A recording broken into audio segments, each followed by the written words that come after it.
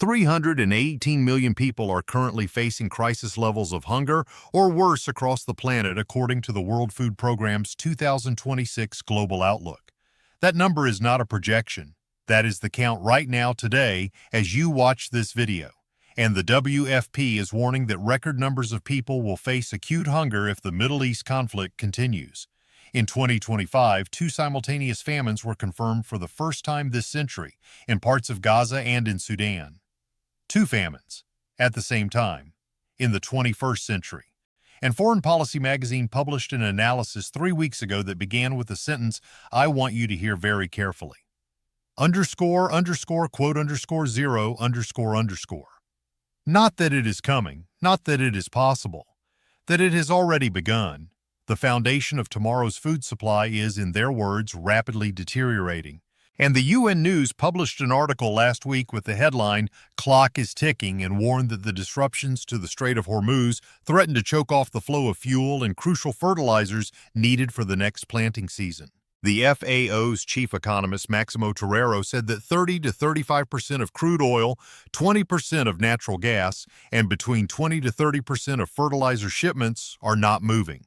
That is the magnitude of what is happening right now to the global food production system. And the UN Food and Agriculture Organization warned that there is no more than a 3-month window for action before risks escalate significantly, affecting global planting decisions for 2026 and beyond. 3 months. That was 3 weeks ago. The window is now closer to 2 months. And when that window closes, the planting decisions that have been made or not made because of the fertilizer shortage will determine the size of the harvest that feeds the world in late 2026 and into 2027, and those decisions cannot be reversed. A crop that was not planted cannot be planted later. A field that received insufficient fertilizer cannot be refertilized after the growth stage has passed. The food crisis is not a future event. It is a present event with a future consequence that is already locked in by the agricultural calendar. The Strait of Hormuz carries 1/3 of the world's fertilizer, and it has been closed for 7 weeks. The obsession with oil prices has blinded the American public to the more devastating agricultural consequence of the Strait of Hormuz closure. Everyone knows that 20% of the world's oil passes through the strait. Almost nobody knows that roughly 1/3 of internationally traded fertilizer passes through the same waterway. The Gulf states, Saudi Arabia, Qatar, the UAE, Kuwait, and Bahrain are among the largest producers and exporters of the raw materials needed to manufacture nitrogen-based fertilizers. Ammonia, urea, and sulfur, the building blocks of the fertilizers that make modern agriculture possible, are produced in massive quantities in the Gulf and shipped through the Strait of Hormuz to farms across Asia, Africa, Europe, and the Americas. When Iran closed the strait on February 28th, those shipments stopped. Not slowed. Stopped. Ship owners and insurers are refusing to risk vessels and crews in the waterway. Even after the April 8th ceasefire, Abu Dhabi National Oil Company CEO Sultan Al Jaber confirmed that the strait was still not open and that 230 loaded tankers remained stuck inside the Gulf. And in the weeks since, Iran has begun charging tolls of more than $1 million per ship for transit, effectively institutionalizing its control of the waterway. The fertilizer market has tightened rapidly. In the United States, some fertilizer prices rose more than 40% in just 1 month after the war began, according to data cited by Fortune and The Conversation. And Faith Perum, an economist at the American Farm Bureau Federation, told NBC News something that should send a chill through every American who eats. She said that right now farmers can still get the product, it is just really expensive, but that the longer the crisis goes on, they are also going to have issues with even the availability of the fertilizer. Not just the price, the availability. There may not be enough fertilizer at any price to meet the needs of American agriculture for the 2026 growing season. And the timing is catastrophic because modern agriculture depends on delivering nutrients to plants during their early growth stages. Cereal plants absorb the vast majority of their nitrogen needs during their early growth. Applying fertilizer later in the growth cycle is less effective. Research cited by The Conversation showed that reducing nitrogen application by 10 to 15% or delaying application by 2 to 4 weeks can reduce corn yields by 10 to 25%. The fertilizer that should be arriving at American farms right now during the spring planting season is either stuck in the Gulf, rerouted through longer and more expensive shipping lanes, or priced beyond what farmers who are already losing money on every acre can afford to buy. And the UN Secretary General Antonio Guterres personally appointed an envoy to lead the response to the crisis, including the effort to restore movement of fertilizers and humanitarian goods. Guterres said that the prolonged closure of the strait is choking the movement of oil, gas, and fertilizer at a critical moment in the global planting season, and emphasized that the Gulf countries are among the strongest suppliers of raw materials for nitrogen fertilizers. When the Secretary General of the United Nations is personally intervening in a fertilizer supply crisis, you are not dealing with a market disruption. You are dealing with a threat to the global food system that the most senior international officials on Earth consider urgent enough to warrant direct diplomatic intervention. And the FAO's David Laborde, the director of the Agri-Food Economics Division, explained the timeline that matters. Even if tensions ease and the strait reopens, it could take days or weeks for traffic to normalize. That delay is critical because farmers are making planting decisions right now. The window for effective fertilizer application on spring-planted crops is measured in weeks, not months. Every day of delay narrows that window, and once the window closes, no amount of fertilizer at any price can recover the yield that was lost by the late application. The biological clock of plant growth does not negotiate with geopolitics. The corn seed that needed nitrogen in its first 4 weeks of growth will produce less corn if that nitrogen arrives in week 6, regardless of why it was late. The plant does not know about the Strait of Hormuz. It just grows with less and produces less and feeds fewer people. American farmers are in year 4 of losses, and the war just pushed them past the breaking point. Faith Parham from the American Farm Bureau Federation told NBC News that we are going on to year 4 of losses across the farm economy and that it is going to become harder and harder for farmers to put a crop in the ground. Year 4 of losses. Not one bad season, not 2. 4 consecutive years of financial deterioration across the American agricultural sector. And the numbers behind that statement are staggering. Farm bankruptcies surged by 46% in 2025, according to American Farm Bureau Federation data. 315. Chapter 12 farm bankruptcies were filed in 2025, the highest in years. Before the recent fertilizer price shock, soybean farmers were already facing losses of $138 per acre. Corn farmers were losing $230 per acre, and the USDA estimated that farm sector debt could reach a record $624.7 billion in 2026. That is the most debt the American farm sector has ever carried. And the farmers carrying that debt are being squeezed from every direction simultaneously. Low commodity crop prices that do not cover their production costs. Spiking interest rates that make their existing debt more expensive to service. Multiple federal funding cuts and delays caused by the government shutdown. Tariff blowback that disrupted their export markets. Stubbornly high costs of energy, labor, and inputs. Persistent drought in key producing regions. And now a 40% spike in fertilizer costs on top of all of it.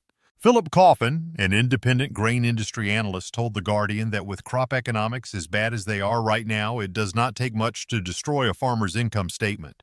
Chris Abbott, the chief executive of agricultural product maker Pivot Bio, told the New York Times that the ratio of fertilizer costs to grain prices now sits at a level unseen in generations. And Grist reported that the 43-day government shutdown froze financial assistance to farmers during the critical harvesting and crop planting season, creating potential risks to the U.S. food supply chain in 2026 and 2027. Without adequate financial assistance from the federal government, the nation's food is on track to become more expensive and more limited in supply. That is a direct quote, more expensive and more limited. The farmers who feed America are going bankrupt at a rate not seen in years, carrying the most debt in the history of American agriculture, losing money on every acre they plant, facing fertilizer costs that have spiked 40% in a month, and receiving federal assistance that was interrupted by a shutdown and delayed by administrative chaos. And they are being asked to plant the crop that will feed 330 million Americans through the fall and winter of 2026 and into 2027. Some of them will plant at a massive loss. Some will switch to less nutrient-intensive crops that need less fertilizer but produce fewer calories, and some will plant nothing at all. Every acre that is not planted this spring is food that does not exist this fall, And the government shutdown made this worse in ways that are still cascading through the system. Grist reported that when agencies like the USDA and FDA halt or scale back operations, there are ripple effects through the supply chain because of the effect on crop payments, insurance, inspections, and nutrition programs. Jenny Brake, a data scientist studying food insecurity and climate change at the University of Colorado, warned that unpredictable policies can erode public trust and market transparency, weaken support systems, and increase vulnerabilities to shocks like disease outbreaks or extreme climate events. And those are not hypothetical vulnerabilities. They are the exact shocks that are currently hitting the system. The avian flu is an ongoing disease outbreak. The Iran war is an extreme geopolitical event. The La Nina weather pattern that is currently developing threatens to bring drought to southern Brazil and Argentina, reducing soybean and maize yields that the world depends on, while bringing below-average rainfall to East Africa. The dual pressures of conflict and climate do not operate independently. They compound risk. As foreign policy documented, farmers around the world are responding not to a single constraint but to layered risk, and the American farmer is at the intersection of every layer. Geopolitical risk from the Hormuz closure, climate risk from drought, financial risk from 4 years of losses, policy risk from government shutdowns and funding freezes, market risk from tariffs disrupting export channels, and biological risk from avian influenza. No single factor would break the system. All of them arriving simultaneously might. 1/3 of the American corn crop is being burned as fuel while Americans skip meals to pay rent. Here is a fact that should make you question every assumption you have ever had about the American food system. Roughly 1/3 of the entire U.S. corn crop is converted into bioethanol to power vehicles. 1/3 of the corn crop burned as fuel. While 14% of American households report food insecurity, while 34% of American adults have skipped a meal in the past year due to cost, while 40% of families in New York City cannot afford their weekly food costs. While food banks across the country are reporting demand at levels they have never seen, we are literally burning food in our gas tanks while people go hungry. And ZME Science quoted Paul Behrens at the University of Oxford, who said that Europe alone is burning about 15 million loaves of bread equivalent every day for biofuels. Globally, more than 5% of all food calories grown are transformed into fuel. And governments, including the United States government, are pushing to increase the proportion of bioethanol in gasoline, hoping to bring down the cost of driving. The logic is perverse. We are converting food into fuel to make driving cheaper, which makes food more expensive, which makes more families food insecure, which increases demand for food assistance programs that are simultaneously being cut by $295 billion. And the corn that is burned as ethanol requires the same fertilizer that is now 40% more expensive because of the Hormuz closure, the same diesel that is more expensive because of the oil shock, the same water that is being competed for by drought-stressed agricultural regions. Every kernel of corn that goes into an ethanol plant is a kernel that does not go into the food supply chain. It does not feed a cow. It does not become corn syrup. It does not become tortillas. It does not become any of the 4,000 products that use corn as an ingredient. It becomes a gallon of fuel that barely dents the price of gasoline while removing calories from a food system that is already failing to feed every American who needs to eat. The food safety net is being dismantled at the exact moment food insecurity is climbing to levels not seen in a generation. The One Big Beautiful Bill Act cut $295 billion from SNAP over the next decade, the largest reduction in the program's history. Work requirements were expanded to include adults ages 55 to 64. State administrative cost sharing is increasing from 50 to 75% in fiscal year 2027. Benefits are being cut by approximately $100 per month for 600,000 low-income households. Standard utility allowances that simplified eligibility determinations have been eliminated. And during the government shutdown, at least 25 states announced that SNAP benefits would not be paid. Nearly 42 million Americans who rely on SNAP spent weeks waiting for their grocery stipends. And the Trump administration eliminated the nation's primary tool for tracking food access and food insecurity data, which means that the escalation of the crisis will be nearly impossible to measure in real time. Jared Grant, an agricultural economist at Ohio State University, told Grist that the shutdown exposed vulnerabilities throughout the nation's supply chain that could shift consumer behavior and slow overall consumer spending.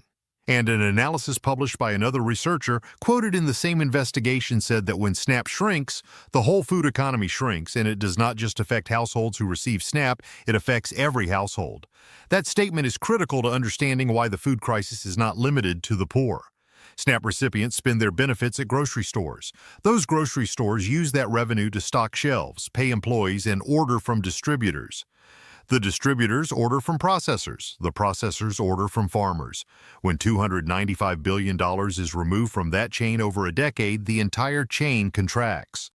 Shelf space shrinks. Product variety declines. Store hours are cut. Rural grocery stores, which operate on razor-thin margins and depend disproportionately on SNAP revenue, close entirely. The USDA has documented that approximately 54 million Americans live in food deserts, areas where access to affordable and nutritious food is limited. When SNAP is cut, the grocery stores that serve those food deserts become unviable. They close. And the food desert becomes a food wasteland where the nearest grocery option is a dollar store selling shelf-stable processed food with minimal nutritional value. The safety net is not a luxury program for freeloaders. It is the economic foundation of the grocery infrastructure that feeds rural and low-income America. Cut the net, and the infrastructure collapses. And there is a secondary effect that is rarely discussed. When SNAP benefits are cut, the economic multiplier effect of those benefits is also cut. The USDA has documented that every dollar of SNAP benefits generates approximately $1.50 to $1.80 in economic activity because the money circulates through grocery stores, distributors, processors, and farmers. A $295 billion cut to SNAP over a decade is not just a $295 billion reduction in food assistance.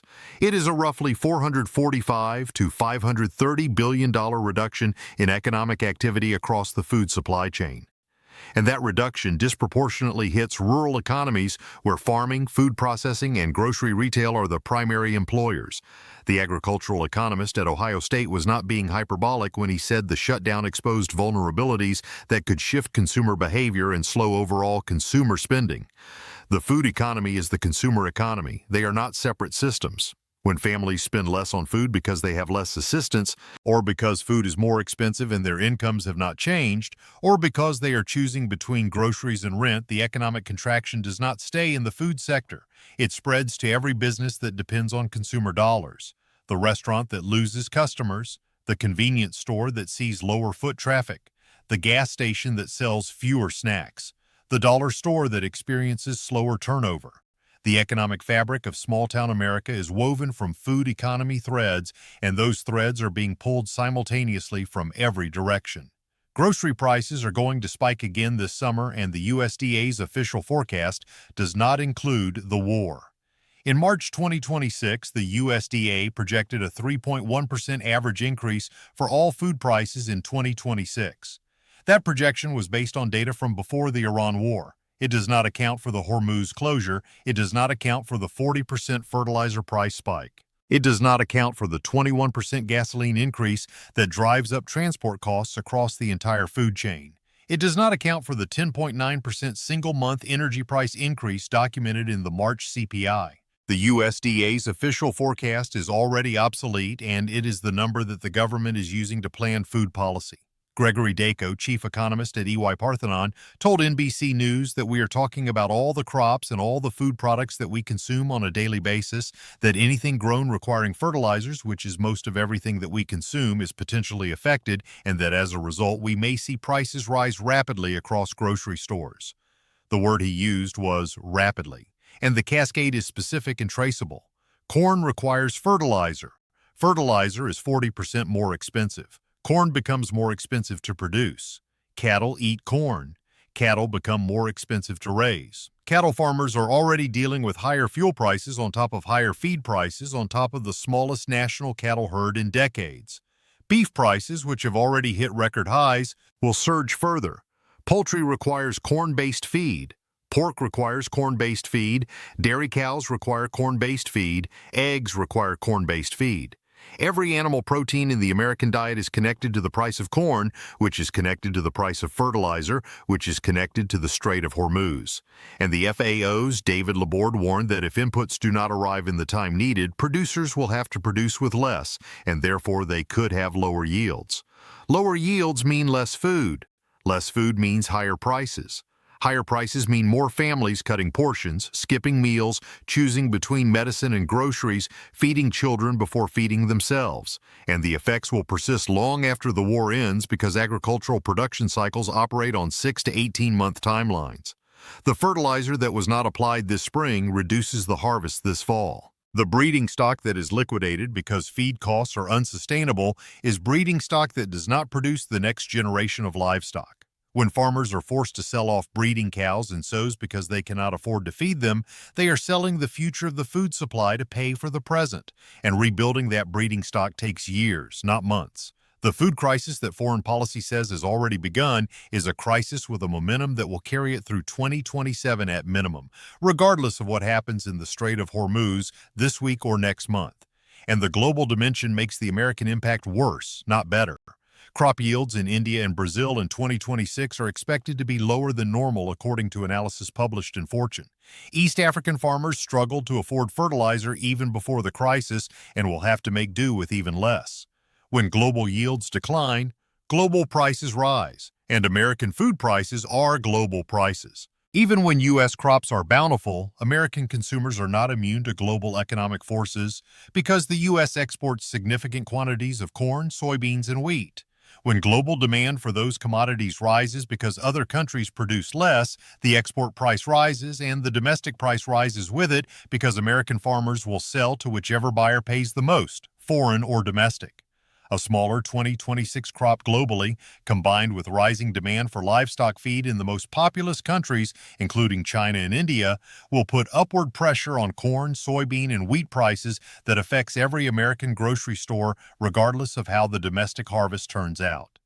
The American consumer is embedded in a global food market, and the global food market is in the early stages of a supply shock that the FAO, the WFP, the UN Secretary General, and Foreign Policy have all independently identified as a crisis that has already started. The question is not whether food prices will rise. The question is how far and how fast. The avian flu has killed more than 185 million birds, and the egg supply is still not recovered. Layered on top of the fertilizer crisis, the energy crisis, the farm bankruptcy crisis, and the SNAP crisis is a biological disaster that has been quietly devastating the American poultry industry for 4 years. The highly pathogenic avian influenza outbreak, which began in early 2022, has now resulted in the culling or death of more than 185 million birds in the United States. That is the largest animal disease event in American history. Every time the virus enters a commercial poultry flock, the entire flock is destroyed.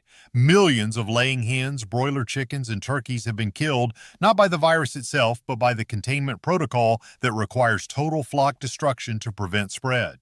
And the virus has not stopped. It continues to circulate in wild bird populations and periodically breaches the biosecurity of commercial operations. Each new outbreak destroys another flock. Each destroyed flock removes another source of eggs, chicken, and turkey from the American food supply. Egg prices remain more than double their 2019 baseline in many markets, and the rebuilding of destroyed flocks takes months because the birds that were killed included the breeding stock that produces the next generation of laying hens. A commercial laying hen takes approximately 18 to 20 weeks from hatch to first egg. A breeding flock that produces the chicks that become laying hens has an even longer production cycle. When you kill the breeders, you do not just lose the current eggs, you lose the chickens that would have produced the eggs 6 months from now. And the consumer who stands in the grocery store wondering why eggs cost $5 or $6 a dozen is looking at the downstream consequence of a biological catastrophe that has been unfolding for 4 years with no end in sight. The avian flu is not a headline anymore. It dropped off the front pages in 2023. But it is still killing birds, still destroying flocks, still constraining the egg supply, still inflating the price of the most basic, most affordable protein source in the American diet. And it is doing so at the exact moment when the Iran war is inflating the price of every other protein through the fertilizer to feed to livestock chain. The American consumer is being hit from two directions on protein simultaneously: poultry and eggs from the avian flu, beef, pork, and dairy from the fertilizer crisis. There is no affordable protein escape route. Every path to protein on the American dinner plate runs through a crisis that is either biological, geopolitical, or economic, and in many cases, all three at once. And here is the part that nobody on cable news is willing to say in simple language. The 318 million people facing crisis-level hunger globally are not all in Africa and Asia. 14% of American households are food insecure right now, according to Purdue University data. 34% of American adults have skipped a meal in the past year.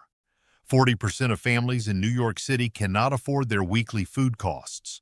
Food bank demand across the country is at levels described by operators as unprecedented, and the programs designed to catch the people who fall, SNAP, WIC, school meal programs, community food pantries, are being cut, defunded, disrupted by shutdowns, and overwhelmed by demand that is growing faster than their capacity to respond.